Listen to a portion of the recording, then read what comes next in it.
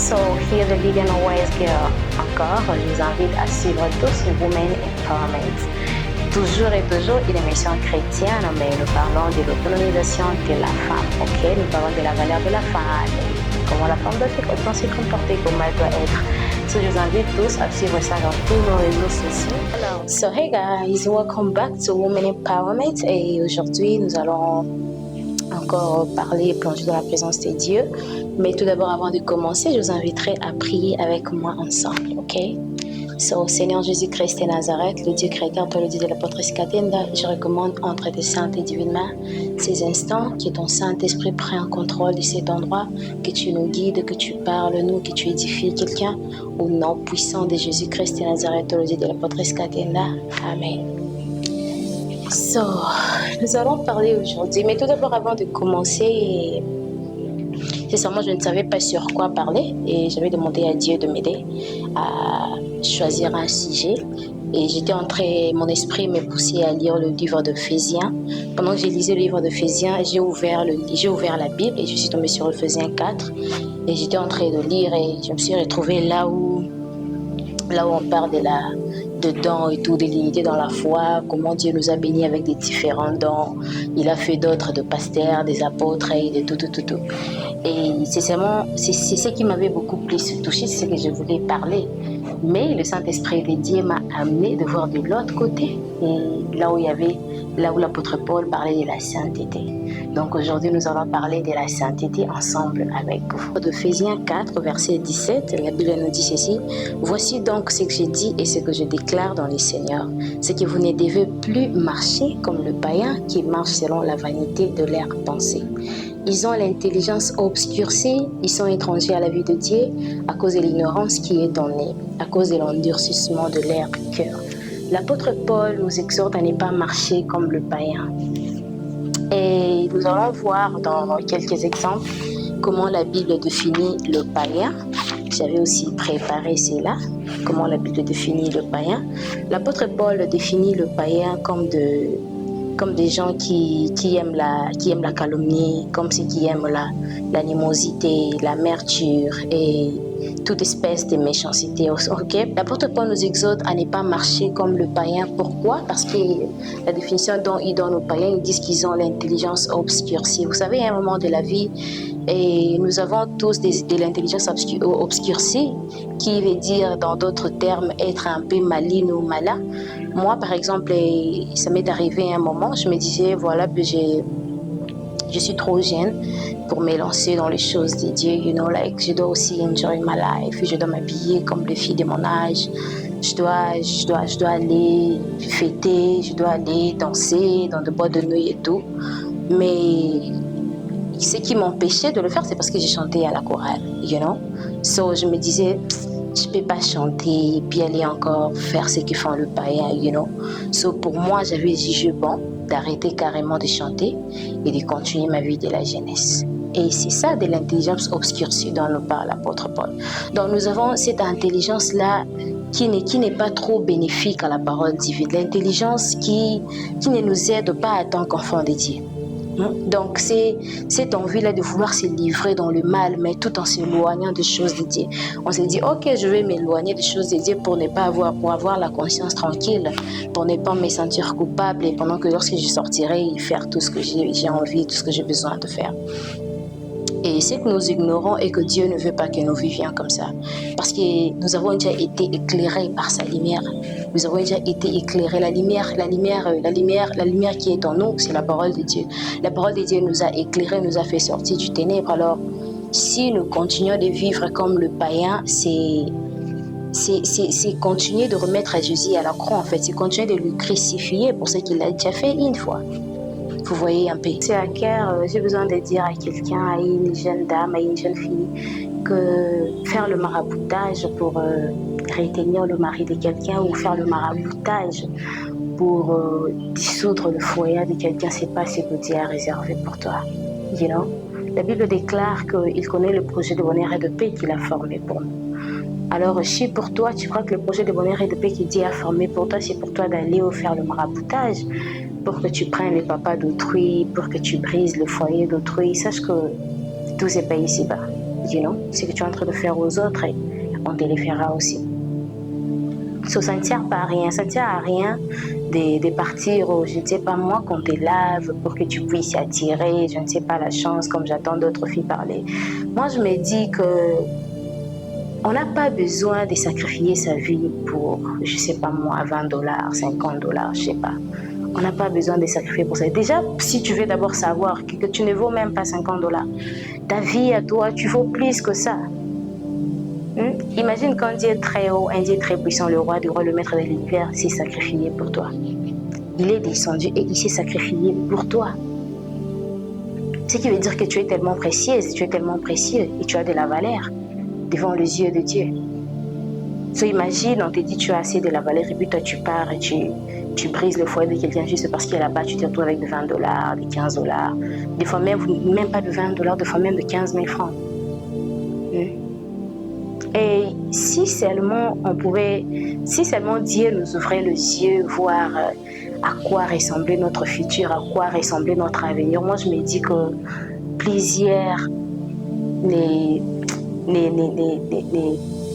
se laisseraient pas faire, Moi je me dis que plusieurs ne se laisseraient pas faire parce que elle voit là où Dieu est là-dedans et elle se dit non, ça ce n'est pas pour moi, je laisse. Non, ce n'est pas pour moi, je laisse. Le problème est que nous sommes tellement pressés et nous voulons tellement vivre le présent et tout en ignorant qu'il existe un avenir qui nous attend. C'est bien de vivre dans le présent, c'est bien de mettre de longs cheveux, c'est bien de se faire belle, c'est bien de s'acheter des belles chaussures. Mais à quel prix? Moi je me dis à quel prix? Et ce que nous ignorons, nous avons des malédictions générationnelles. Ce que toi tu fais, briser le foyer des autres. Si tu n'es pas fort dans les prières et si tu ne brises pas le lien, cela te rattrapera dans le futur. Ça te rattrapera. Et pour voir à tel point le diable est très rusé, il est malin, il vous fait savoir qu'en faisant cela, et tu auras la chance quand tu passes, les gens vont te regarder. Bien sûr qu'ils vont te regarder. Mais ils vont te regarder pour aller où avec toi? Ça sera quoi le final? Ça sera quoi? Ils vont te regarder, peut-être pour regarder, oui. Ils vont te donner, je ne sais pas moi, même $100. Et puis, ça sera quoi? À la fin, ça sera quoi? Qu'est-ce que tu vas gagner de plus? Est-ce que savez-vous que plus vous êtes à la portée de tout le monde, plus vous réduisez vos valeurs? Est-ce que savez-vous cela? Je ne viens pas parler à une femme parfaite, à une femme qui n'a jamais péché. Non, je viens parler à cette femme-là qui est prête à tout faire pour de l'argent. Ni le parfait dans ce monde, oui, mais aussi, regardez, non, à quel prix, non? Regardez à quel prix. Parce que si je viens aujourd'hui, je me dis, j'ai besoin de $50, on m'offre $50. Demain, je n'aurai pas besoin d'argent. Et si je me mettais moi-même à travailler pour avoir ces $50, ces $20? Dites-moi. Si je me mettais moi-même, moi je me dis déjà, avec un $20 ou un $30, on peut commencer les commerces. Travailler. Pourquoi vous priez à avoir des maris qui ont de l'argent et pourquoi vous ne priez pas qu'à ce que vous-même vous puissiez avoir de l'argent? C'est quand même drôle. Moi je me dis, mais après je comprends, j'ai dit, mais de nos jours, je vois les filles qui disent que non, I just want to have a sugar daddy, je veux avoir quelqu'un qui va m'occuper de tout pour moi. Mais pourquoi tu pries pour qu'on t'envoie une personne bénie et toi-même tu ne veux pas être bénie? Like, make sense. So tu pries pour une personne qui est déjà tout accompli, mais toi-même tu ne veux pas devenir tout accompli. C'est quoi le bail? En tout cas, lorsqu'il s'agit de la bénédiction, moi je suis trop égoïste. Trop égoïste. Je prie d'abord que Dieu me bénisse moi. D'abord. Et s'il me bénira avec un homme qui est tout accompli, oui. Mais je ne veux pas qu'il me bénisse avec un homme tout accompli aussi longtemps que moi je n'aurai. Et qu'est-ce qui te fait croire que cet homme tout accompli voudra de toi qui n'est pas accompli? Il faut aussi se demander, il faut aussi se poser la question, parce que c'est bien de vouloir un homme qui est déjà accompli. Mais c'est quoi la garantie? Qu'est-ce qui te garantit que cet homme qui est déjà accompli voudra de toi qui n'est pas encore accompli? C'est là aussi que se pose le problème, il faut se demander. Il faut se demander, il ne faut pas seulement vouloir. Toi, tu peux vouloir, mais est-ce qu'en retour, on te voudra aussi? Est-ce qu'on te voudra aussi en retour? Ma chère, vous savez, s'il y a une chose que j'ai compris à la vie, que j'ai appris pendant mon existence sur cette terre, j'ai appris que lorsqu'on est droit, on travaille, on fournit des efforts dans la droiture, et qu'on craint l'Éternel, on finit toujours par être béni. Toujours. À moins que pour toi, tu es ici, tu fournis des efforts, là-bas tu es dans le noir. Mais si tu fournis des efforts et que tu restes dans la droiture, on finit toujours et toujours par être béni. Tu n'as pas besoin de faire les maraboutages pour prendre le mari de l'autre. Non. D'ailleurs, pour moi, je me dis, si tu es assez canot comme tu le crois, prends-toi ton propre mari. Non? Pourquoi tu vas aller chercher le mari d'autrui?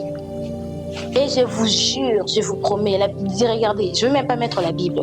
Mais moi, que je sache, moi, Dieu pardonne nos péchés, mais il nous laisse quand même vivre les conséquences de nos péchés.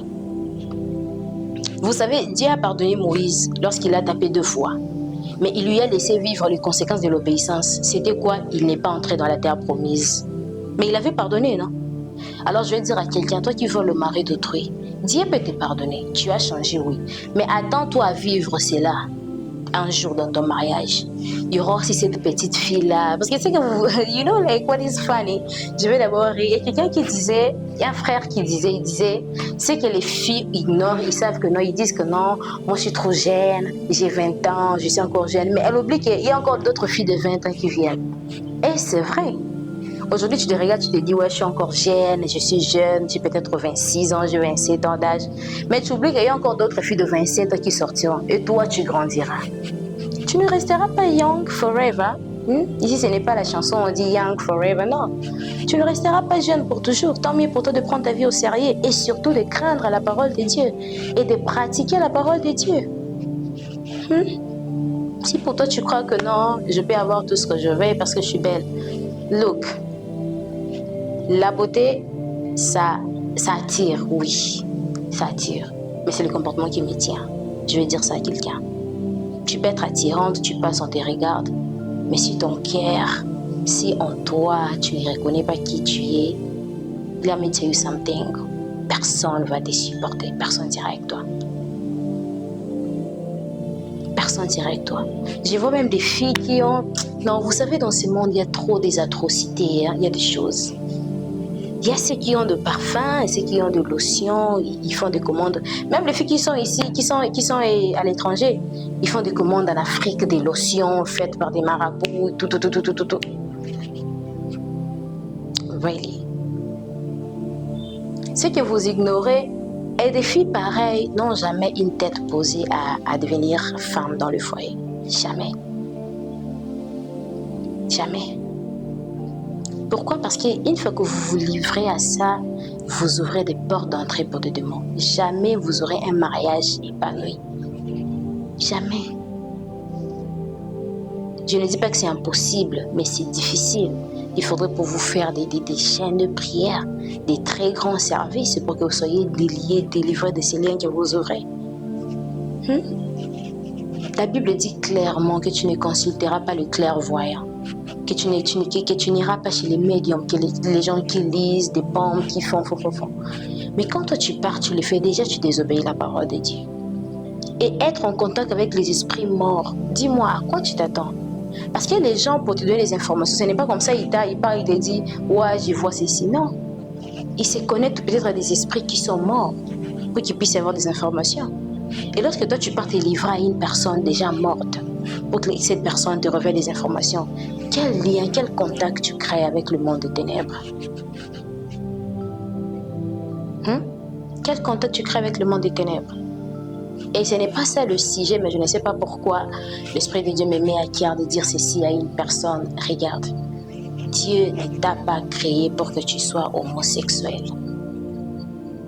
J'étais ici et devant je vais mettre en témoin mon réalisateur, il est juste là. J'ai struggle pour chercher le message. J'ai bégayé. Mais je sens dans mon cœur que Dieu me met à cœur de parler de l'homosexualité en ce moment. Dieu ne t'a pas créé pour que tu restes avec les femmes. Ne va pas dire que non, moi depuis que je suis née, je sens que je suis toujours attirée par les femmes. C'est faux. C'est faux et archi faux. Ne va pas dire que non, moi parce que quand j'habitais chez ma tante et quelqu'un avait abusé de moi, raison pour laquelle je suis restée homosexuelle, j'aime maintenant 2 ans. Listen, Dieu peut toujours te restaurer. Il déclare dans la parole, il dit, je passe, je frappe dans la porte. Là, on me laissera entrer, j'entrerai. ta douleur ou tes traumatismes que tu as depuis ton enfance ne dépassent pas la main de Dieu. La Bible déclare que c'est Dieu qui sonde les cœurs. Il peut même te sortir de cette prison, là où tu dis, ouais, moi, depuis qu'on m'a fait cela, je n'arrive plus à me mettre avec les femmes, machin, je n'arrive pas à me mettre avec les hommes. Listen, Dieu est venu pour nous restaurer. Il est venu pour des personnes faibles. Comme l'a dit un artiste musicien, il a dit, Dieu ne cherche pas les personnes fortes, mais il cherche plutôt les personnes qui obéissent. Il a dit, si j'entrais, là où on me laissera la porte ouverte, j'entrerai. Laisse la porte ouverte à Dieu. Il va restaurer. Il va te sortir de ces traumatisations. Qui est-ce qui te traumatise? Lorsque tu te regardes, tu dis, Seigneur, ça, je ne peux pas. Laisse-toi guider.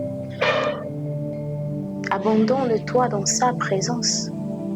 J'ai toujours relaté cette histoire de comment j'ai encore repris contact, j'ai encore repris ma relation avec Dieu. Une fois j'étais au Minnesota et là où j'ai fréquenté dernièrement, je disais au pasteur, pasteur, regarde, moi j'aime beaucoup servir Dieu. Je vais reprendre à la chorale, mais je perds des trépieds. Je ne veux pas reprendre à chanter aujourd'hui et puis les samedis je pars danser. Et il m'a dit, regarde Lydia, sincèrement parle à Dieu, abandonne-toi à Dieu. Dis-lui de peur, n'aie pas peur. Dis-lui, Seigneur, moi je vais te servir, mais telle est ma peur. Et il va t'aider. Et les jours où j'avais fait ça, depuis ce jour-là, je témoigne et je mets d'ailleurs ma main dans la Bible. Je n'ai plus jamais été la même. Je n'ai plus jamais été la même. J'ai créé, maintenant j'ai construit cette désir-là de toujours